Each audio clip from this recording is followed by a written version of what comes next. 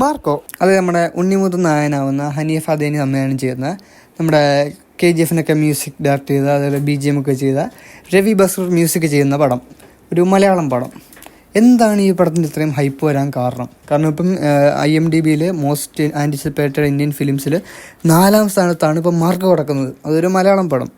എന്തുകൊണ്ട് ഈ പടത്തിന് ഇത്ര ഹൈപ്പ് കിട്ടുന്നു? അപ്പം ഉണ്ണിമുന്തൻ്റെയൊക്കെ കരിയറിൽ തന്നെ ഏറ്റവും ഹൈപ്പിൽ ഇറങ്ങാൻ പോകുന്ന പടമാണ്, മലയാളത്തിൽ തന്നെ ഏറ്റവും കൂടുതൽ ഹൈപ്പ് ഇറങ്ങാൻ പോകുന്നൊരു പടമാണ് ഇപ്പോൾ മാർക്കോ. എന്തുകൊണ്ട് ഇത്രയും ഹൈപ്പ് വരുന്നു? കാരണം ഇത് അതിൻ്റെ ഷൂട്ട് തുടങ്ങിയ ടൈമിൽ അല്ലെങ്കിൽ ഇങ്ങനൊരു പടം വരുന്നു എന്ന് കേൾക്കുന്ന ടൈമിൽ ആർക്കും അതിനെപ്പറ്റി വലിയ ഇൻട്രസ്റ്റ് ആയിരുന്നു. കാരണം ഇത് 2019 ഇറങ്ങിയ മിഗായൽ എന്ന് പറഞ്ഞ നമ്മുടെ നിവിൻ പോളിയുടെ പടത്തിൽ വില്ലനായിട്ട് വന്നൊരു ക്യാരക്ടറാണ് ഈ ഒരു മാർക്കോ.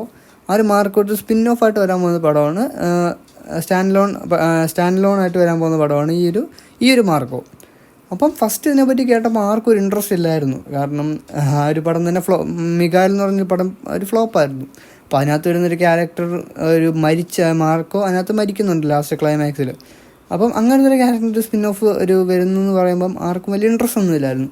പക്ഷേ ഇപ്പം ഇതിൻ്റെ റിലീസ് ഡേറ്റ് എടുക്കാറായി. ഡിസംബർ 20 ഇതിൻ്റെ റിലീസ്. അപ്പോൾ ഈ ഒരു ടൈമിൽ ഇത് മലയാളത്തിൽ തന്നെ മോസ്റ്റ് ആൻറ്റിസിപ്പേറ്റഡ് പടങ്ങളിലൊന്നായിട്ട് മാറി. അതെങ്ങനെ? ഫസ്റ്റ് ഓഫ് ഓൾ ഇതിൻ്റെ പ്രൊഡക്ഷൻ ഹൗസ് തന്നെയാണ് കാരണം അവരിതിന് കൊടുക്കുന്നൊരു പ്രൊമോഷനുണ്ട്. കാരണം ഷൂട്ട് തുടങ്ങിയ ടൈം മുതൽ ചെറിയ ചെറിയ ലൊക്കേഷൻ വീഡിയോസൊക്കെ കുറേ വീഡിയോസ് മേ ബി ഡെയിലി ഓരോരോ വീഡിയോസൊക്കെ ഇങ്ങനെ വരുമായിരുന്നു ആ ഒരു ഷൂട്ട് നടക്കുന്ന സ്ഥലത്തു നിന്ന്. അപ്പോൾ അതുപോലെ തന്നെ അതിന് മുമ്പ് ഒരു തീം ഇറക്കി വിട്ടായിരുന്നു, മാർക്കോ ഒരു തീം, ഒരു തീം അതൊക്കെ ഇറക്കി വിട്ടായിരുന്നു. അത് കേട്ടിട്ട് അത്യാവശ്യം നല്ല ഇൻട്രസ്റ്റ് ഒക്കെ തോന്നി. പിന്നെ ഇങ്ങനെ ലൊക്കേഷൻ വീഡിയോ കണ്ട് ഞാൻ കൊള്ളാം സംഭവം, ഇൻട്രസ്റ്റ് ഒക്കെ തോന്നി. പിന്നെ പോസ്റ്റേഴ്സ് ഇറക്കി വിട്ടു. ഒരു കുറേ പോസ്റ്റേഴ്സ്, ഇപ്പോൾ ലൈക്ക് ഫസ്റ്റ് ലുക്ക് പോസ്റ്റർ മുതൽ നല്ല ക്വാളിറ്റിയുള്ള poster. Like first look poster ഒരു ഉണ്ണിമുന്തൻ്റെ കത്തിയൊക്കെ കടിച്ചു പിടിച്ച് ഫുള്ള് ബ്ലഡൊക്കെ ആയിട്ട് ഇങ്ങനെ ഒരു പോസ്റ്ററായിരുന്നു. അതൊക്കെ നല്ല പോസ്റ്റേഴ്സിനൊക്കെ നല്ല ക്വാളിറ്റി ഉണ്ടായിരുന്നു. അത് മുതൽ പിന്നെ ലാസ്റ്റ് വന്ന പോസ്റ്റർ വരെ നല്ല ക്വാളിറ്റിയുള്ള സാധനങ്ങൾ തന്നെ ഇറക്കി വിടുന്നത്. അപ്പോൾ അതൊക്കെ കണ്ട് ഓക്കെ കൊള്ളാം, ഒരു പ്രതീക്ഷയൊക്കെ വെച്ചിരിക്കും, ഒരു പ്രതീക്ഷയൊക്കെ തോന്നി. പക്ഷെ അപ്പോഴും വിചാരിച്ചു എന്താണ് പോസ്റ്ററൊക്കെ അടിപൊളിയാവും, പക്ഷെ പടം എങ്ങനെയാവുമെന്ന് അറിയത്തില്ലല്ലോ. അപ്പോൾ അങ്ങനെ ഒരു വലിയ പ്രതീക്ഷയൊന്നും ഇല്ലായിരുന്നു. അപ്പോഴാണ് ഇവർ ഇതിൻ്റെ ടീസർ ഇറക്കി വിടുന്നു. ടീസർ കണ്ട് കഴിഞ്ഞപ്പോൾ മുതൽ പിന്നെ ഒരു കുറച്ചുകൂടി എക്സ്പെക്റ്റേഷൻ തോന്നി. കാരണം ഇപ്പോൾ ടീസറിൽ തുടക്കം മുതൽ അവസാനം വരെ ലൈക്ക് ടീസറിൻ്റെ തുടക്കത്തിൽ മറ്റേ ചെയിൻസൊക്കെ മരം മുറിക്കുന്ന സംഭവമുണ്ട്, ചെയിൻസൊക്കെ പിടിച്ച് ഉണ്ണി നിൽക്കുന്നൊരു ഷോട്ട്. അത് ലാസ്റ്റ് പുള്ളി ഷോട്ട് ഗണ്ണൊക്കെ വെച്ചിട്ട് ഷൂട്ട് ചെയ്യുന്നൊരു ഷോട്ടുണ്ട്. അതുവരെ ഫുള്ളി അടിപൊളിയായിട്ട് ചെയ്തിട്ടുണ്ട്. ലൈക്ക് കാണാൻ നല്ല രസമുണ്ട്, എല്ലാം വിഷ്വൽസ് ആയാലും കാര്യങ്ങളൊക്കെ. പിന്നെ ബാക്കി കംപ്ലീറ്റ് ആയിട്ട് നമുക്ക് സിനിമ ഇറങ്ങുമ്പോഴേ അറിയത്തുള്ളൂ. പിന്നെ വേറൊരു കാര്യം പറഞ്ഞാൽ ഉണ്ണിമുന്തൻ്റെ സ്വാഗ്. കാരണം ഈ പടത്തിൻ്റെ പോസ്റ്റേഴ്സ് ആയാലും ലൊക്കേഷൻ വീഡിയോസ് ആയാലും അതിൽ ടീസറിനകത്തും എല്ലാം പുള്ളിയുള്ള സീൻസും പോസ്റ്റേഴ്സും എല്ലാം അടിപൊളിയാണ്.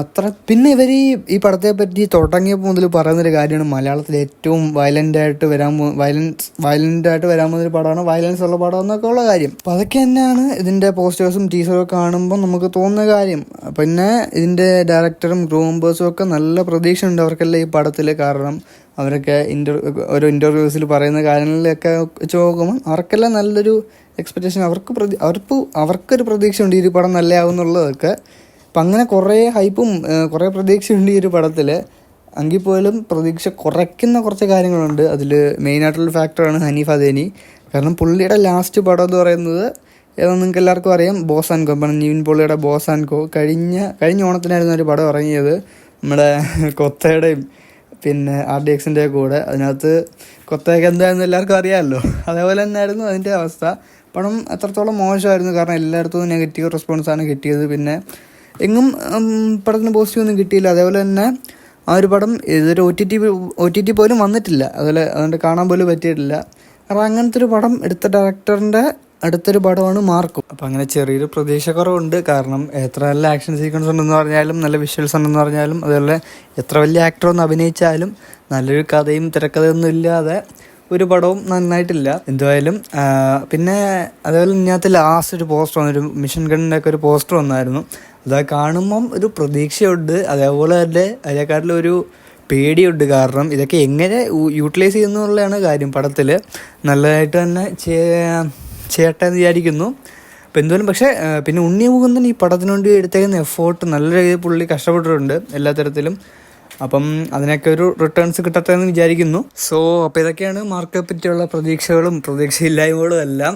നല്ലൊരു പടം തന്നെ വരട്ടെ എന്ന് വിചാരിക്കുന്നു. ഇനിയിപ്പം ഒരാഴ്ച പോലും ഇല്ല പടത്തിൻ്റെ റിലീസിന്. ഇപ്പം ട്രെയിലറും കാര്യങ്ങളൊന്നും വരുമെന്ന് തോന്നുന്നില്ല. അപ്പം എന്തുമായാലും നല്ലൊരു പടമാവട്ടെന്ന് വിചാരിക്കുന്നു. നമ്മുടെ അനിമൽ പോലെയും കില്ല് പോലെയൊക്കെ ഒരു കിട്ടലൻ ആക്ഷൻ പടം ഇന്ത്യയിൽ നിന്ന് വരട്ടെ, മലയാളത്തിൽ നിന്ന് വരട്ടെ എന്ന് പ്രതീക്ഷിക്കുന്നു. അപ്പോൾ എന്തുമായാലും നല്ലൊരു പടമാണെങ്കിൽ ഒരു കാര്യം ഉറപ്പാണ്, നല്ല പോസിറ്റീവ് വന്നു കഴിഞ്ഞാൽ അമ്മാതിരി ഒരു ഇത് കിട്ടും. ബോക്സ് ഓഫീസിൽ അൺഇമാജിനബിൾ നമ്പേഴ്സൊക്കെ ചിലപ്പോൾ കിട്ടും.